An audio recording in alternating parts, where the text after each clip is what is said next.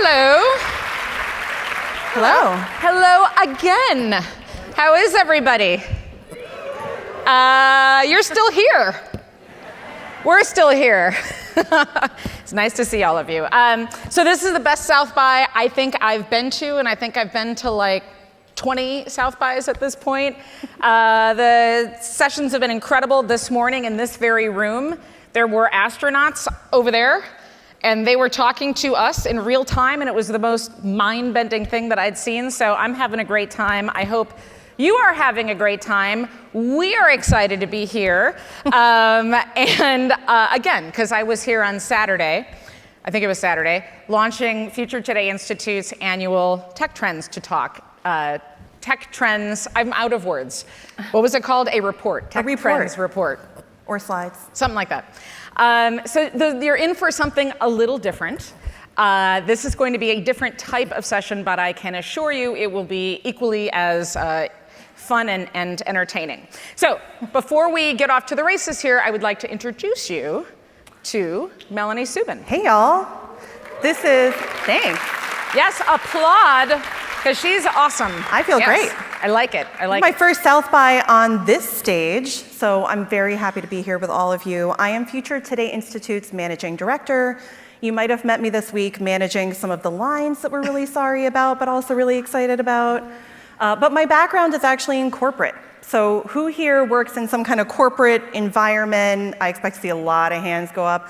I have been in your shoes, and I am sorry.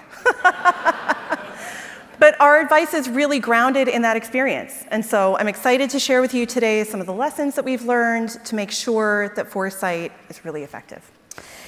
On Saturday, as I mentioned earlier, so I was right here launching our annual Tech Trends. Tech Trends, I don't know why I can't say that. It's a report. It's that. We did that on Saturday. But I explained that the trends are really just the beginning, that there's an entire process, and that the trends have to be put into action. And action is where I left you. So all week long, we've been holding strategic foresight masterclasses to give you a crash course, not just on how we create the trend report every year, but how we get the trends into action, what the process is like. So this is the fourth and final masterclass of the week. It is completely fine if you have absolutely no idea what I'm talking about and you're one of the music people that's here during the crossover and you're like, I don't know, I'm waiting for some fancy music person to be next. It's okay if you haven't taken any of the masterclasses, because we're going to give you a quick recap and then put a lot of this into action. So on Saturday, Mark Bryan, who runs our built environment architecture and design practice, he taught us Strategic Foresight 101, gave you a quick history, and explained sort of in an overview fashion what the methodology is like. And then on Sunday, Nick Bartlett, who leads our insurance and financial services practice, he took you through signals and trends, what's the difference between trend and trendy, how do you create a model so that you know what trends are, how do you do research, how do you qualify them, and then how do you prioritize those trends in your organization so you know what to do with them. And then yesterday, Sam Jordan, who heads our advanced computing and space practice, she took all of that and funneled it into scenarios, which is really sort of what if. What if these things converge, they combine with uncertainties, then what happens next? So that sort of takes you to now.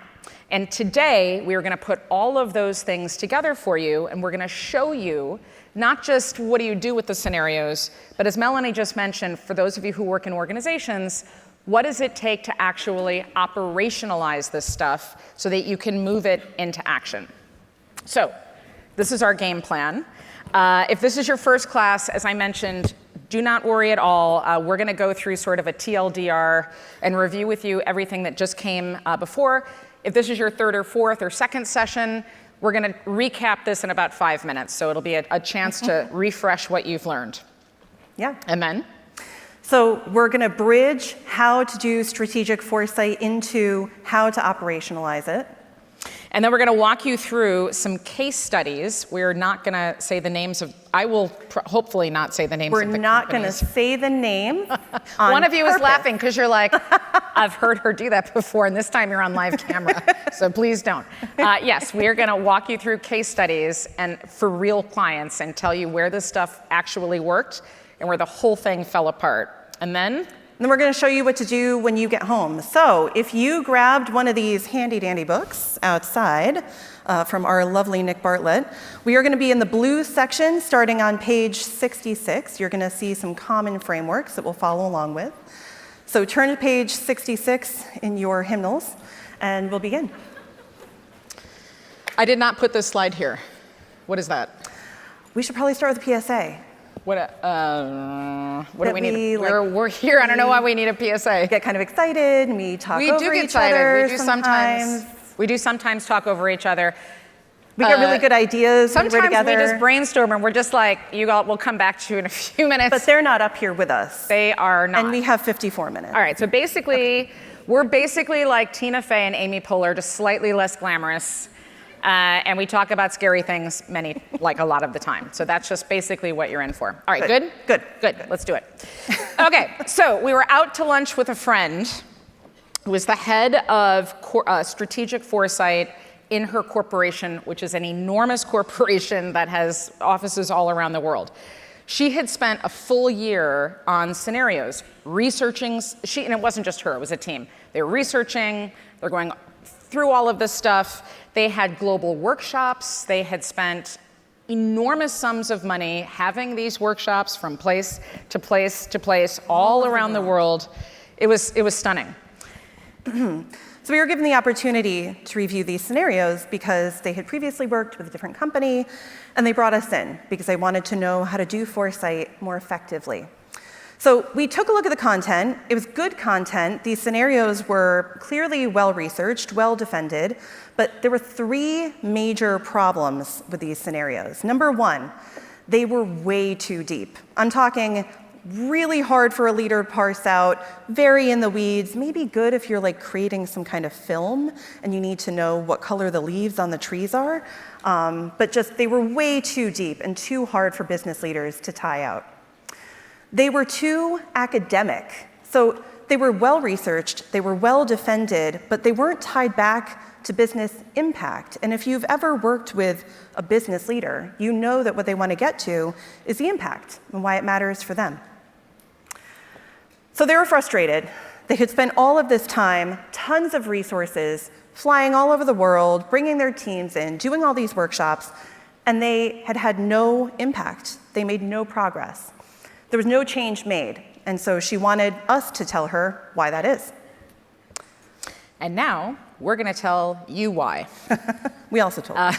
That's what this session is all about, because I'm sure some of you have been in the same boat. For those of you who have done scenarios before or any of this work, you work and work and work on it, and actually even outside of scenarios, you've probably done work in your organizations, and it fails to make impact, it fails to land, and you just don't understand why. Well, in this particular case, there was a pretty clear answer. Oops, there we go. There's a very clear answer, and it had to do with what she did at the end of the process. So this is the 7-step foresight process that we use at Future Today Institute. It's in the books that you've got. This is what we've been giving you a crash course on over the past couple of days. So what we'd like to do is actually show you in detail what she and her team did, and why at the end of this whole thing failed.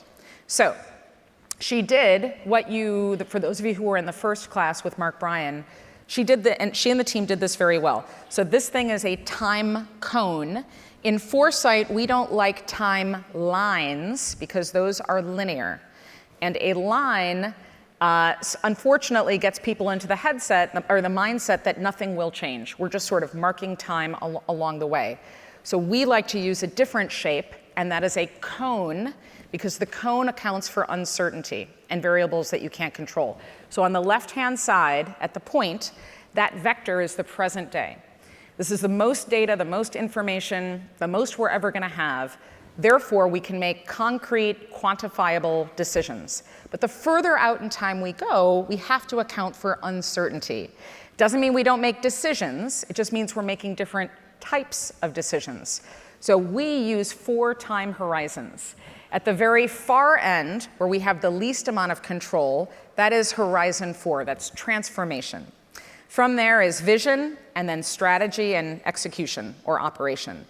Now, she asked her question about, the team's question about the future, and they used this appropriately. So they thought to themselves, this is the topic that we're looking at, this is what we think transformation might look like, and they were sort of starting to guide their work using this. So that worked out pretty well, I think, right? Yeah, yep. Okay. Good framing, good scoping. What about the next step?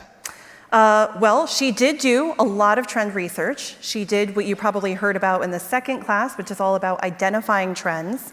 Lots of research into our 11 macro sources of change, which is what you see right here. And she and her team identified some really, I think, important trends that when we reviewed them, we agreed with them. They used a wide variety of sources. They made sure to use as much raw data as possible. So I think they executed this really well. Yeah, and when you are looking for trends, you're not sort of just like poking around and looking for repetition. So this framework looks for the 11 macro sources of change. So they were looking at the future of this thing their company makes, but through the lenses of infrastructure and education and public health, because it's from these different areas that all change emanates. So they were looking for signals, and they were qualifying trends. And they even knew what a trend was, which was kind of nice. What's a trend, Melanie? They did. So trends are long-term patterns that indicate a direction of change over time. Trends are not the color pink unless you work in fashion, in which case maybe it is. I don't know if it is anymore. I think it was. Is pink still a thing now? Well, Mean Girls is out now. Oh, got it. So pink might be. We wear pink on Wednesdays. I stole Nick's joke. So trends are things that persist over time. So they used our framework that we use, which is called MOVE. They identified those trends that were meeting a main human need. They were ongoing, that's the O. They were the result of multiple different vectors, that's the V. That means they came from lots of different macro sources. They weren't just technology signals or just environmental signals. And then E is evolving over time. They identified things that were continuing to evolve and grow and take shape. So they identified a bunch of things that did meet the criteria. All right, so that worked. That was great. That was fine. Then they did a really good job of taking all of the things that you can know, those are the trends, and combined it with all of the things that you cannot know, those are uncertainties. So that's what Sam Jordan went through yesterday if you were in her classes. The framework that we use, that her team used, is what we call STREEP plus W, which Sam yesterday said is not really an homage to Meryl Streep, but I think it is. I thought that we were. I think we agreed that it was. So there you go. We love Meryl Streep. We do love Meryl. So basically, this is where you have to look for the variables. These are the things over which no one entity has total control. Those are things like the economy, that's one of the E's, social changes, technological changes, regulatory changes, ethical changes, political changes, things like that. And then, of course, wild cards. A wild card is a highly unusual event that could cause significant disruption, but it's very hard to track in advance. So the trends on their own, and you've heard me say this a bunch, they're useful to give you a grounding to help you see what's plausible, but you have to, that's not what makes the future. Nope. That is, when that combines with all of these other elements, these other forces in our world, that's what shapes what's coming. But they did that really well. They did. They identified a bunch of uncertainties. And what they did, once they identified those uncertainties, was they put together small prototype scenarios. There are lots of tools to do this. One of the tools that we use is called the axes of uncertainty. This is a 2x2 matrix where we'll put 2 uncertainties on either side, on the X and the Y. We'll contemplate those trends, and we'll take one quadrant at a time and say, if these 2 things happen at the same time, what's the next possible what's the outcome of that? And if that thing happens, what's the next outcome? And we keep pressing over and over again until we start to get a higher resolution vision of what the future might look like. It's a quick and easy way to create scenarios. And basically, we keep pushing our thinking ahead. So they did this. They used the axes of uncertainty. They did a great job. They had tons of uncertainties and variables. They had tons of trends, and they had a ton of prototype scenarios at the end. They did. So they combined the results from all of those axes into the scenarios that Amy is talking about, and they came up with multiple different versions of what the future could look like, which is the point of scenarios. They took the things that they could know, they took the things that they could not know, and they put them together. And ultimately, the scenarios that they developed that we mentioned earlier were very well modeled, very well researched, very long, 100 pages. Have you ever worked with an executive who wants to read 100 pages? But they were legit, though. They were legit. Yeah, they were. But they were very long. So ultimately, all of that work, we just went through the framework, right? Do we agree? They went through all of the top steps of the framework. Still failed. Still did not work. And she couldn't figure out why. And so now I imagine that you're thinking, hold on, I just spent 3 hours with you over the weekend learning all of these different skills. And we dragged our asses back here. I spent 2 hours standing in line, and now you're telling me that none of that worked. Why am I still here with you? But the reason it failed is because she missed what is arguably the most important step, which is what we're going to talk about today. So it turns out scenarios are not the end of the work.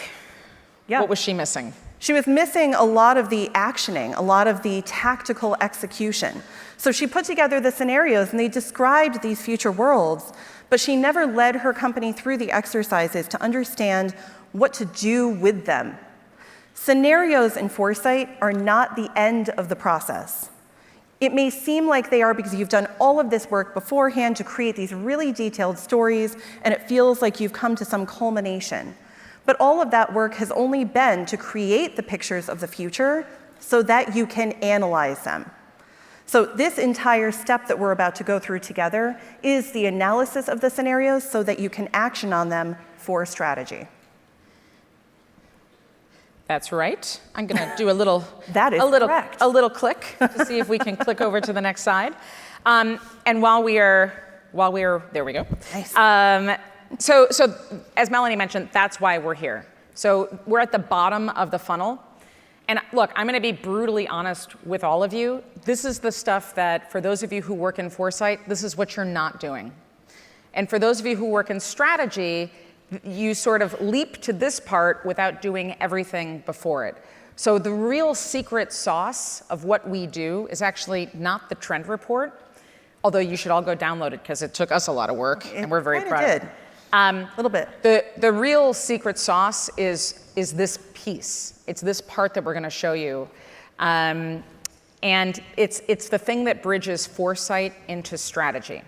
So a while ago, 30 years ago, when corporate strategy really first became a thing in organizations, that, public and private organizations, it included strategic foresight. It included the farther out scenario planning and the visioning and all of that stuff. And somewhere along the way, these two disciplines broke apart. And strategy became more about strategy and execution, shorter term. And the foresight stuff became sort of like trend sensing, workshops, things like that are not tied to a P&L. So the problem that exists now is that foresight has never been more important than it is today because we are facing an obscene amount of uncertainty. So this is very important, but it doesn't have the credibility that it should inside of organizations because it's not tied to a P&L. It does not have a direct budget implication. And in a lot of companies, it's kind of like, it's like off in this other area.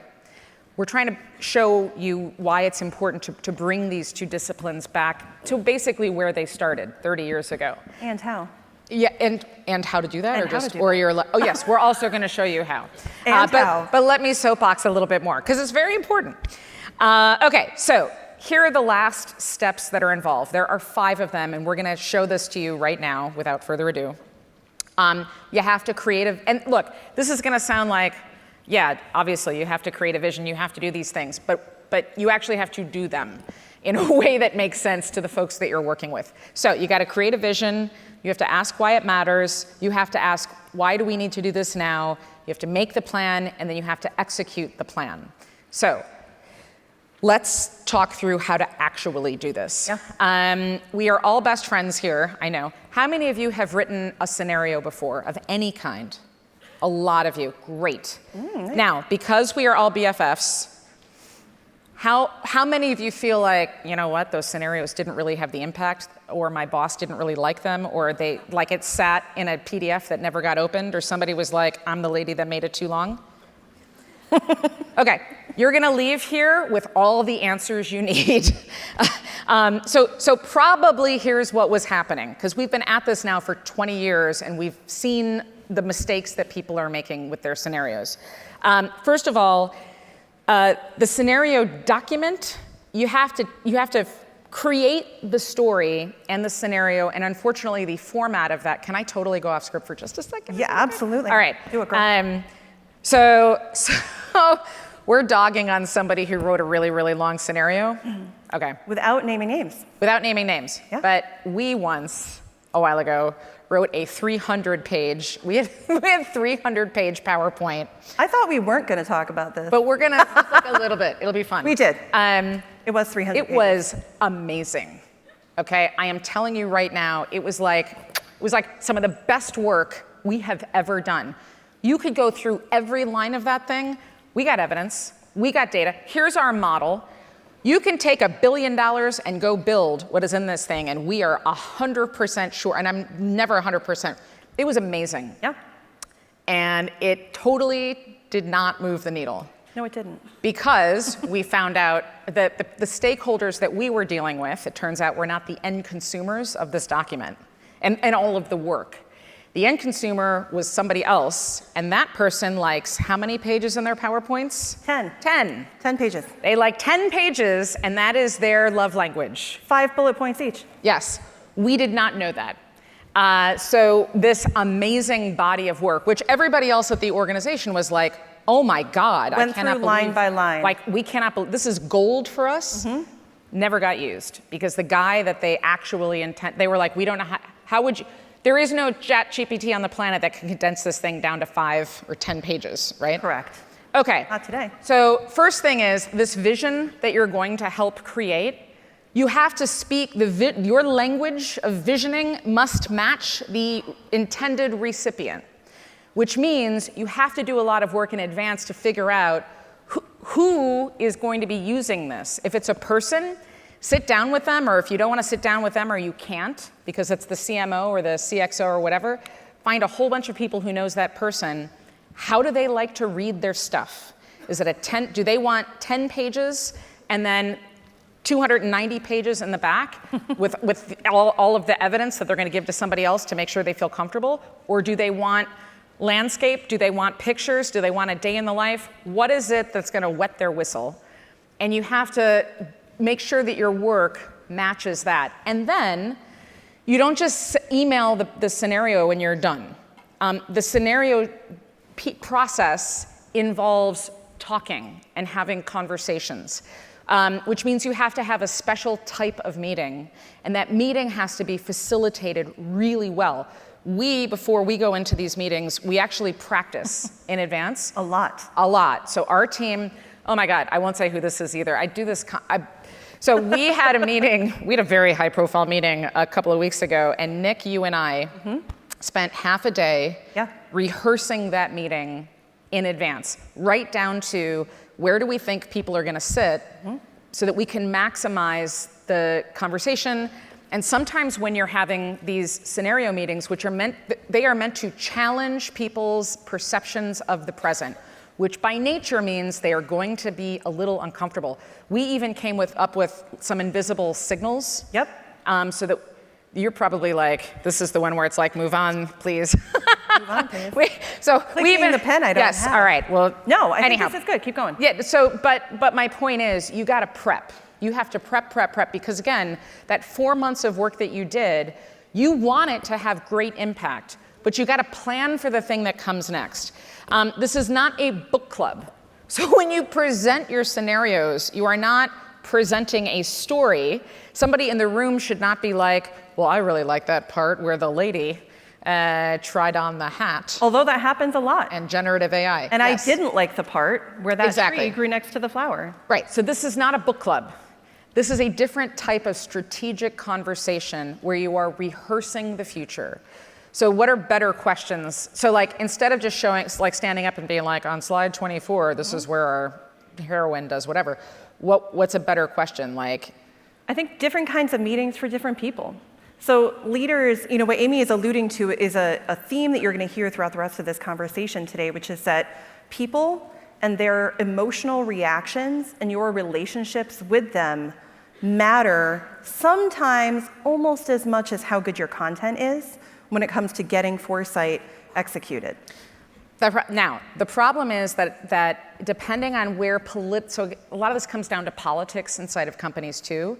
If you're on a foresight team and you guys are laddering into an executive who maybe doesn't have as much political capital, or if you're not laddering into anybody, you have to somehow convince your stakeholders, your leaders, that this is a meeting worth having. And you might be told, oh, we can't get it on the calendar, everybody's really busy. What that tells me is you haven't done a good enough job creating the relationships and making the case that this is vital. Because they will not want, a lot of leaders will not want to sit through a 2-hour meeting where you're asking them to confront their greatest fears about how everything falls apart. Leaders, the other thing is, you have to sort of orchestrate this so that it's not you giving them a presentation. Leaders most executives in companies, they don't like pure white spaces. They want to react. So what you need to do is present this material to them in a way that literally asks them, not what do you think about this or that, but rather, if you were here during my session and I was talking about the deep fake event, right, that AI might cause, great. What you want to ask is, if 3 months from now, there was a deep fake event that was so popular, it starts now spurring copycats. If this becomes the norm, how does our organization survive that? Like, what happens if that's us? So you're asking those types of more discussion-oriented questions. So how do we create the vision then? Which vision? The creating the vision that we have to do before we move on to the next step. Right. It can't be done with the leaders. Right. So a lot of times what we end up doing is we have meetings beforehand to create or refine the vision with the key stakeholders. So we had a client come to us and say, hey, I want to create some scenarios, and they're going to be visionary. They're going to show the future of the company. I would like you to come in and do this. You're going to have 60 minutes, and we're going to do this with 75 of our senior leaders in the company. Show of hands, who thinks that's going to work? Don't be that person. No hands, good. That's what I wanted to see. So that doesn't work. Leaders are not used to creating the canvas. However, your stakeholders in the business units, your stakeholders in strategy, your stakeholders across the business desperately want to be a part of creating that with you because they're trying to get their subject matter expertise up to influence the leader's decision making. So creating strategies and visions with the leaders, not so great. Creating them with your stakeholders and then presenting 2 to 3 options perhaps to leaders so that they can say, that is where I want the company to go, and then you can go do the work to figure out how to get there. That is, in our experience, the best way to do it. Creating the vision happens behind the scenes, and it's then presented to leadership as if it were just another decision that they're making like they do every day. Right, and for those of you who are leaders in the room, if you're asking a team to present, to do this research, to model it, and to present plausible visions of what the future might look like, then you also have to show up prepared. So this preparation, so I know this feels like, well, yeah, anybody can do this. You're right. Anybody can do this, and everybody should do this, but nobody does. Right? We see this constantly in every organization, regardless of the size or shape or scope. So that's the first thing. The second thing that you have to do is you have to really define the so what. Okay, and that means rehearsing the future and making it tangible. We have seen ample scenarios from all different types of organizations showing really cool, interesting day in the life, or a really cool, interesting, crazy snapshot of what might be, whatever, very optimistic, very dystopian, and it might be very interesting, but if you don't make it real for the decision makers, then again, it falls apart. So you have to think very specifically, who is this stuff for? And what is it going to take for them to see themselves in these scenarios that we've created? So in this step, the last, so again, we're back to that methodology, and this is in your book. You have to take the scenarios and now do a SWOT analysis. So basically, what are opportunities and weaknesses? This is so incredibly valuable for your organizations. Because what it does is it shows, all this AI stuff that all of you have been thinking and talking about the whole time you've been here, great. When you get home, you make a short mini scenario or two that's 3 years, 5 years in the future, and then do this. In this future where AI is doing all of this stuff, where do we win, right? What are our inherent core strengths that give us competitive leverage, that are our competitive strengths? And be very honest about that. And then, where do we have serious problems? Where does this open us up to competitive threats? Where does this create vulnerability? These are very, very hard questions to ask in a team of people, especially if you do not have an outsider posing those questions. It's easier when it's an outsider because everybody can talk smack about them. They would not do that about us. No, never. But the other folks, when they leave, you can be like, I hate that person. It's hard to ask those challenging questions when you're inside of the organization. So find a champion or become the champion, the person who can do that. And then, if this is the plausible future that we see for our scenarios, where do we create new value? Where do we create new partnerships? So you are asking things like that. Where do we see plausible threats? Where might we become obsolete? So this shouldn't just be brainstorming. This should be actual analysis, not guesswork. Do you want to explain a little bit more about why this is harder to do? Unless I've already done that, maybe. You haven't done it, and it must be really hard because it fails a lot of the time. So the first reason that this can be really hard to do is because individuals are not focusing on outcomes. So a lot of these steps in this sort of actioning stage can feel like they kind of mesh into one another, and people accidentally skip a step or they do a step twice because they can't figure out where it goes. In this step, when we are defining opportunities and threats, they should be tangible, they should be tactical in some instances, because we want to come up with things that you will be able to act upon when you get to the end of this process. So in the vision, I'm sure there were things that came up that looked like an opportunity or a threatening environment, but this is the step where we're actually articulating them so that we can get to outcomes in the end.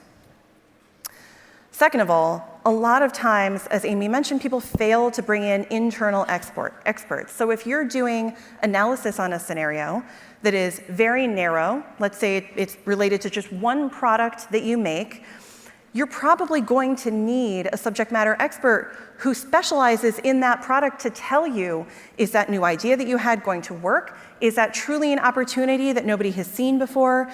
In some cases, it's something that the team raised 5 years ago and the opportunity has passed.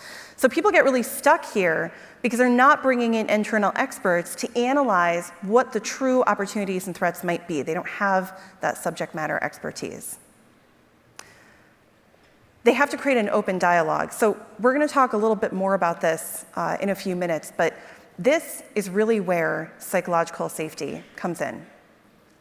So psychological safety is important here because when you're identifying opportunities and threats, if you're bringing in a subject matter expert from within the business and you're asking them to identify these things, they might feel like they're being asked to identify something that they should have already thought of.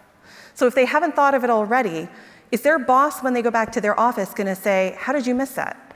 Why did it take this team asking you the question? You should have thought of that 2 years ago. So if the organization doesn't have psychological safety, it's going to be difficult for your subject matter experts and your stakeholders to actually engage and be open about these ideas that they're having. You want to talk more about that? Go deep on psych safety for a minute? We can go a little bit deep. So psychological safety is a term that was coined by Amy Edmondson. I'm not going to get super academic on you. Instead, I want you to be thinking about how you could apply this. So psychological safety is the belief that one will not be punished or humiliated for speaking up with ideas, questions, concerns, or mistakes, and that the team is safe for interpersonal risk-taking.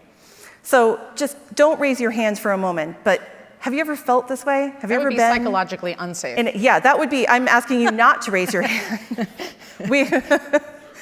But I'm sure that many of you have been in this situation where you've been in a team environment where you knew you really can't say something until you're sure because somebody is going to jump down your throat or somebody is going to call you out if it's not a fully baked idea. So now imagine that you're being asked to do that in an environment with perhaps coworkers in different departments that you've never met before, that you're only just meeting now, for an initiative that you're being told is going up to the CEO. Is that a psychologically safe environment? Only if you make it one, right? So it requires company culture of psychological safety, but it also requires the foresight team doing the work to purposefully foster an environment of psychological safety. This feels very touchy-feely, woo-woo, but this is actually a core component of strategic foresight, and it is often why strategic foresight fails.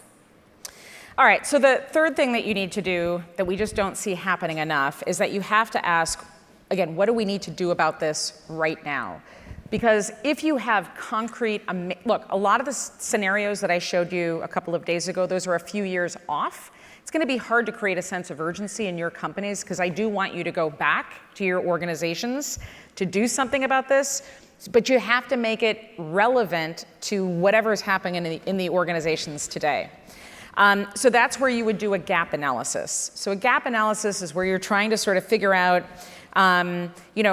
what is our desired state? What's our future state? What are we good at? What are we bad at? And you're going to want to mirror and map all of these things going forward. We have a template in the book for you so that you can do this. It's pretty straightforward, but again, this just kind of gets forgotten at the end of the process. If you have your scenarios, you've got your preferred plausible future all mapped out, you've done your sort of opportunities and threats. Once you get to this stage, this is how you now get into the place where you can start making some decisions. When you do this gap analysis, I'm going to tell you another quick story. We did such a good job once on scenarios. We did everything. Scenarios, that we tied it to data, we tied it to the company, we had the right stakeholders, all the good stuff.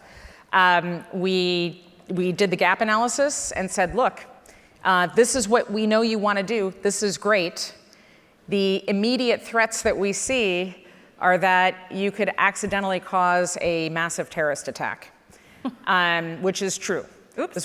This was going back a few years. And they were like, oh no, you are right. Now let's figure out how to avoid that. Somehow in the middle of all of this, their general counsel got wind of this project. They saw the scenarios. Worse, they saw the gap analysis, which was solid, and they said, we're okay not having our cherished beliefs confronted anymore. We will be fine. Thank you very much. Please stop this work immediately. We don't want this on paper in the event that it happens and opens us up to a class action lawsuit in the future. So maybe that's not how. Right, so that's how not to confront cherished beliefs. I don't know what we could have done differently in that situation. Ultimately, it really is up to the company to make their decisions. Part of the company culture again. There are a lot of companies that are afraid to document things because of that exact reason.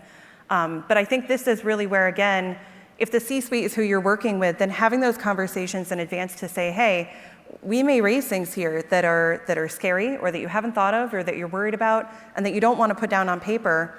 It would be a missed opportunity for us to not talk about those things just because you don't want to write it down. So how should we handle that if that comes up? And so that's what we started doing now. Before we even get into the work, we kind of have to level set with the company culture. How would you close the gap?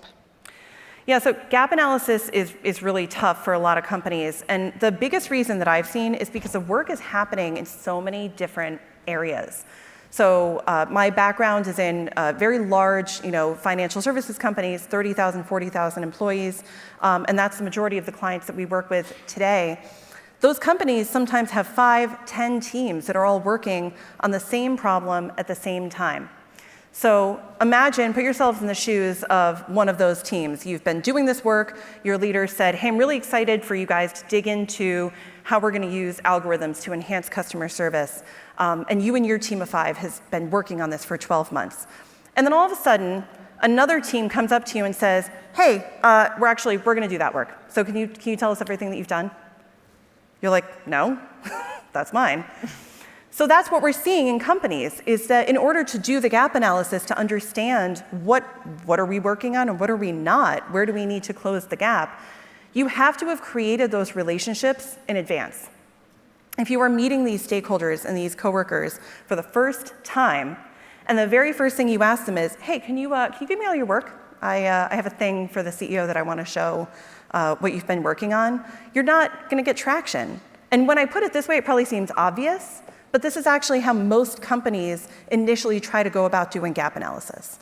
So making it collaborative, bringing stakeholders along from the very beginning of the initiative so that everybody who works in this space feels ownership is one of the ways that we see to really get gap analysis to be successful. All right, 2 other quick things, and then we're going to share how to do this the right way.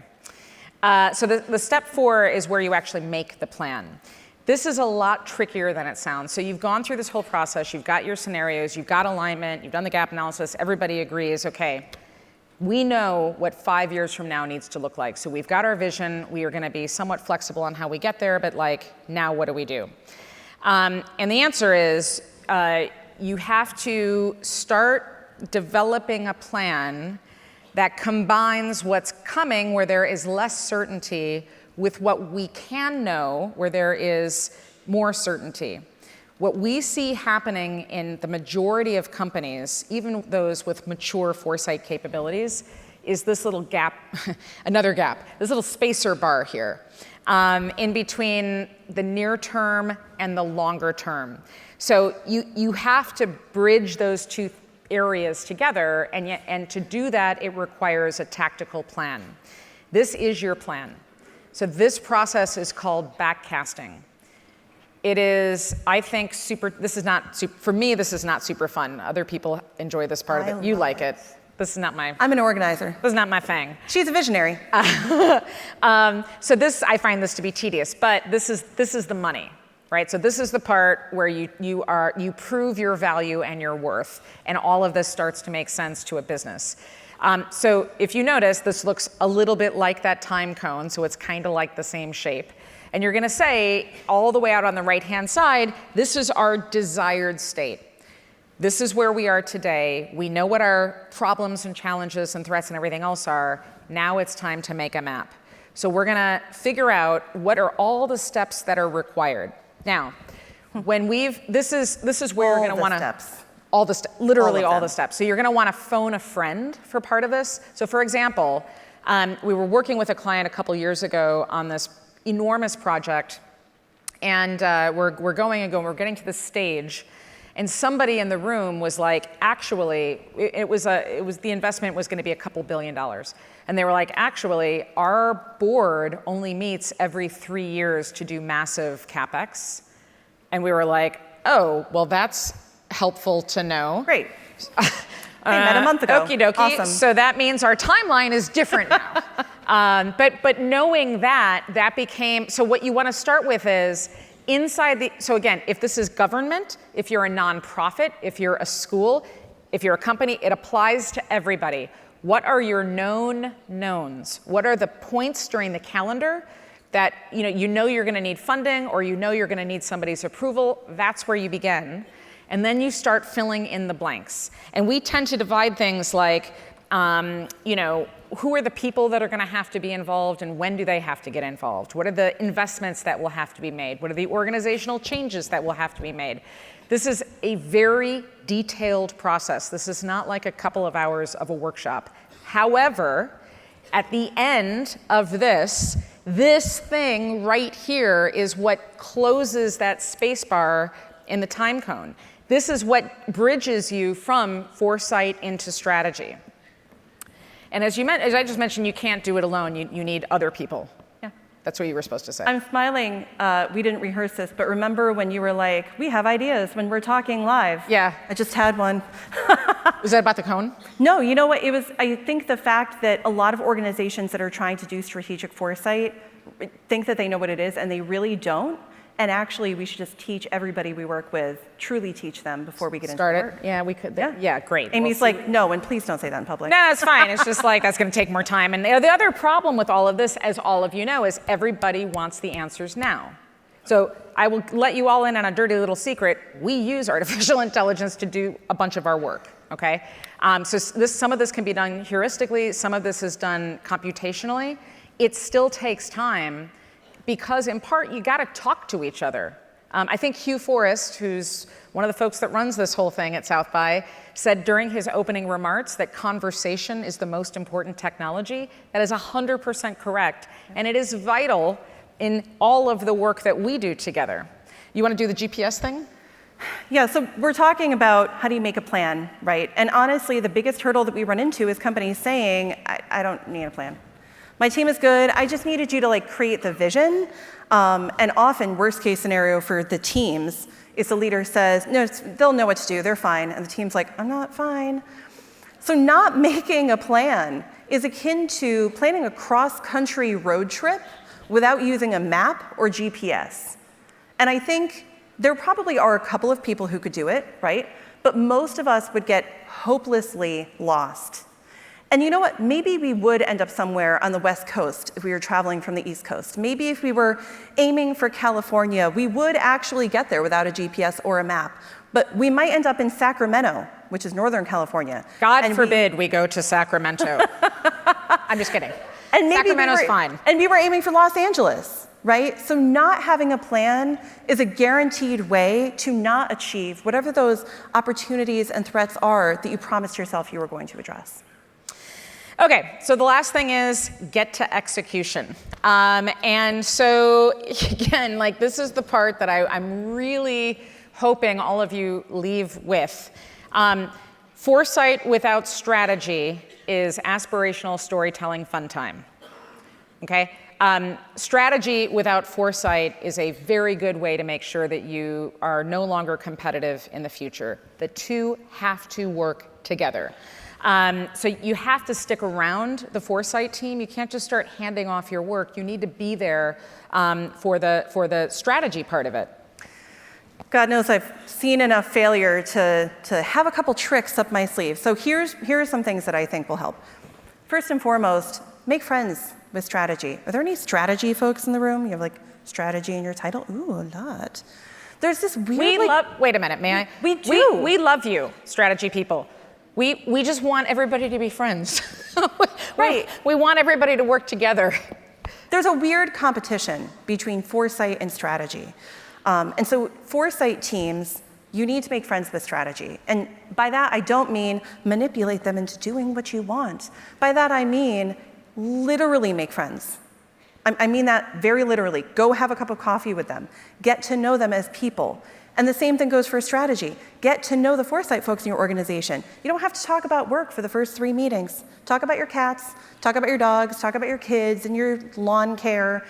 But then when you actually have some work to do together, you'll know each other. Foresight needs strategy because without it, you won't get to execution. And strategy needs foresight because without it, you'll be making the wrong plans. So if you're waiting until you have a project to go create a connection in one of those teams, or if you're waiting until you get alignment with your leaders to go talk to somebody on that other team, you're wasting valuable time. Go and chat with the people on the strategy team or the foresight team, because that is where the connection is going to happen. Get off my soapbox.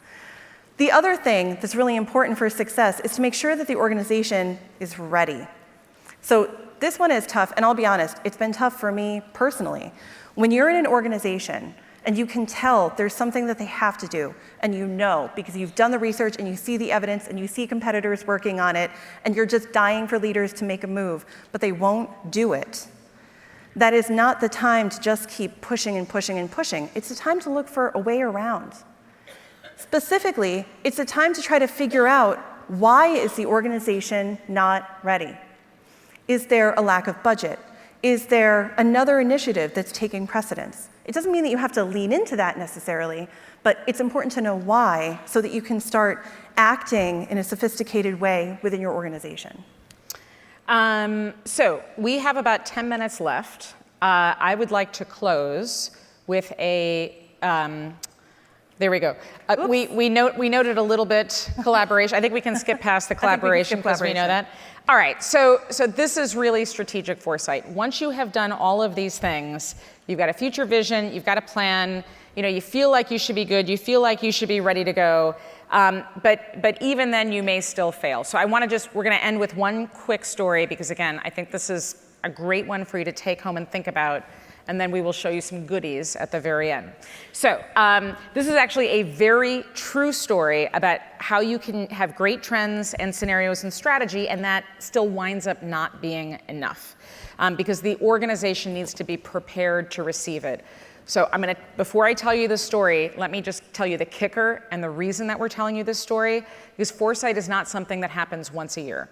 A trend report is not something that happens once a year at South by. A foresight-ready organization and a strategic foresight team should be doing many different activities all throughout the year. It's not like a one giant project thing and then you're out, okay? So, and the reason that what I'm about to show you, we predicted the future and did a great job, and the company that we did this for was like, wow, and then was like, shit, because they couldn't do anything with it, okay? So let us show you what this looked like. Okay, so this was back in 2018. We had a global telecommunications client, and they asked us, usually when we work with clients, we get one of two types of questions. Either, where do we grow? So like we want to have 50% more revenue or X% more market share over X amount of time. What does it take for us to do that? Where are the opportunities? Or what are we not seeing that could pose a huge threat to us? So this story is one of the latter. What technologies could pose a threat to our core business? So the trends that we saw were, and again, this is going back a while, cloud computing, artificial intelligence, which nobody wanted to talk about in 2018, low code, no code, there were lots of things with US-China relations, and there was still a semiconductor shortage even back then. So unfortunately, some of the same themes that we've got today. Now, back then, we had already been tracking for years this new technology that was going to start to change just how we communicated. This thing is a CubeSat. So a CubeSat is a tiny little satellite, and on its own it doesn't do much, but in a constellation in low Earth orbit, it provides a very smart alternative to a heavy satellite that's an enormous payload that you send one of those things up and it breaks or there's a problem and you're out. A constellation of satellites, if one of them goes out or has a problem or is hit with something, fine, you decommission it and you send another one up to just join its place in the constellation. So that whole thing didn't exist yet. All that existed was this prototype and some academic papers, but we saw a future. We'd been tracking this and thought, this is probably going to change what communications looks like. And at the time, we saw two different systems. Again, this is going back years and years, but we saw Starlink and we saw Kuiper. Mm-hmm. We saw Amazon Kuiper. All right, so we've got two potential things that are happening here. And here's what we determined. We thought, okay, given what we know to be true, what we can model, and the uncertainties and everything else that we've done, at some point in the next 4 to 5 years, this was years ago, an external disruptor would emerge. The margins would not matter as much to that disruptor as it did the incumbent telecommunications companies, because they would probably make a different type of play. And that disruptor would pose an existential threat to the incumbent's core business. This is the scenario. Now, obviously, we have redacted the company. However, this is it. There were 5, but this is the one that we want to show you. And this is our free internet scenario. So we said, one variant of the scenario is Amazon could give away the internet using these CubeSats to Prime members. Why would Amazon do that? Well, maybe because AWS bundles the internet with Prime for one low price. Maybe that gives it an advantage. Maybe Kuiper is the middleman for getting more data into AWS. AWS, Azure, and Google are all competing. Maybe this gives Amazon some kind of competitive edge. We don't know why yet, but maybe. And maybe Kuiper helps expands AWS's global presence. Scenario B had to do with Starlink, which is owned by our best friend. I am totally joking. I do not like that guy. Yes, testify. Yes, Elon Musk. So the second scenario, I'm sure I'm going to get shit about that later on, but it's too late now. So the second scenario was, what if Starlink partners with an ISP, an internet service provider? You know, maybe they're going to deliver coverage to dead zones because there's already a bunch of other providers in the US, but why? Because at that point, they needed a market win.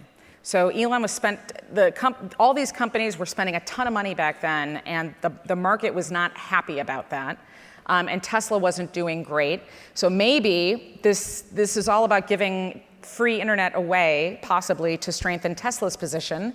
Maybe this winds up compelling the US government to subsidize building out this network, and that's the play. So we did this, and we went through, and we showed the impact to every single region around the world where this company operates. Now again, this is where we made it real. So this is not just, here's some crazy idea in the future. It was crazy, mind you, but we are saying very specifically, this is the impact that we see in every single region where you operate. This is the impact to the market. This is the impact to your bottom line. This is the impact to consumers, so forth and so forth. We mapped it back to the time cone and said, okay, well, if this is what we see coming, if this is transformation, then this is what your long-term strategy looks like. And in order to get to that point, this is near term and this is your execution. So this is what, if this comes to pass, basically here's how you get ready for it in the present. And ultimately, we said this is not a death scenario for you. The free internet scenario is one in which you can actually win. So if this thing happens, here's where you play, here's how you win, and this is how you continue to be resilient going forward. Well, guess what happened? Yep. So some of you already know the end of the story. The FCC gave Starlink pass to have internet service on moving vehicles in the United States. SpaceX and Starlink did go after subsidies in the United States. They got denied, at that point at least. And they partnered. Starlink partnered with T-Mobile in the US to give away free internet, not to everybody all the time, but if you're a T-Mobile subscriber in the United States, the dead zones that you don't see anymore are because you're getting free internet from Starlink. What's the implication? The implication is an external disruptor emerged. It wound up being Starlink. The margins don't matter as much to Starlink as the big incumbents because Starlink is making an ecosystem play. They're part of this other, all of these other companies and all this other stuff that's happening. And now they do pose an existential threat to the incumbent's core business. But they failed to take action. All right? They had a 5-year lead ahead of all of this happening. I don't think this was our fault. I don't think this was our team's fault. I think this was an organizational challenge. And the problem was that with this particular company, they had a know-it-all culture, which is my way of saying, when we showed them these scenarios, some people were like, this is ridiculous, that would never happen. But a lot of the other people said, yeah, we know. Know-it-all cultures are brittle. They are vulnerable. They don't survive disruption. Learn it all cultures do. And had they have been a learn it all culture, tell us more, let us ask what if, let us lean into uncertainty, we're going to have psychological safety, we're going to do all this stuff, then they would have, I don't know what decisions they would have made different, but they would not have been in the situation that they found themselves in, given that they had a 5-year lead. So let's end with some advice. So here's how I think you can avoid that. You need daily acts of strategic foresight in your organization. This doesn't mean that you have to go spend 6 hours a day researching. It doesn't mean that you have to scale up a gigantic team. What it does mean is that you have to do things like read information from sources that you don't normally go to. Ask what if, and be open to the fact that things may happen differently than you would normally expect them to. Have conversations that are across functional groups, that are multi-stakeholder, so that you can bring in lots of different perspectives. These are daily acts of foresight. They're seemingly simple things. And you know what the best part is? They're just normal, good business, right? So implementing these in your own teams and then letting that sort of spread throughout the organization is how you can create that culture of foresight. You need to create value. We are doing this because everybody's been asking us, why on earth are you giving away these sessions for free? And I'll be blunt. There's plenty of business to go around. We're not concerned. We are actually very concerned about the state of the decisions that are being made in boardrooms and governments. We are actually concerned, and we know that you are here because you're concerned too. So we want you to be an ambassador for good decision making. We want people to stop fetishizing the future. We want you to stop being a techno-optimist. We want you to be a pragmatist. And we want you to take what you've learned, even if it's just in this session. But what we really want you to do is to start changing how your organizations are running. Because you can take positive action on the future and get to a better place, but it's not going to happen accidentally. You have to be willing to go in and do that work. Your futures and our futures depend on it. So we have one last slide, which is a QR code, but first, we're going to make you sit through this part where we thank South by. This is a lot of work. Most of these people are volunteers. I know some of the lines have been tricky. I know some of the wait times have been tricky. You know, this is the kind of stuff that happens when you have a really popular conference with incredibly great panels and interesting people. So I really, for the remainder of the time that you're here, when you see an orange shirt person, when you see a staff person, please express your gratitude and your kindness to them. We are grateful that we get to do this every year, and we just want to say thanks. Now, yes.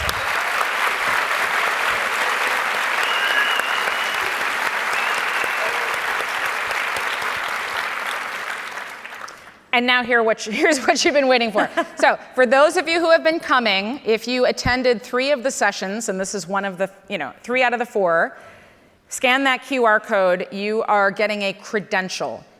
A credential is not the same thing as a license. You are not licensed to go out and drive strategic foresight, okay? This is a certification of completion, but it still looks pretty cool on LinkedIn. So fill all that stuff out, and sometime very soon you will get that little purpley blue credential that will be visible and alive in perpetuity on your LinkedIn that will tell people that you have a pretty good understanding now of strategic foresight and you are ready to rock and roll in your organizations. All right? All right, everybody. On behalf of Melanie and myself, we thank you, we appreciate you, and we demand that you go out and build better futures. Thank you all.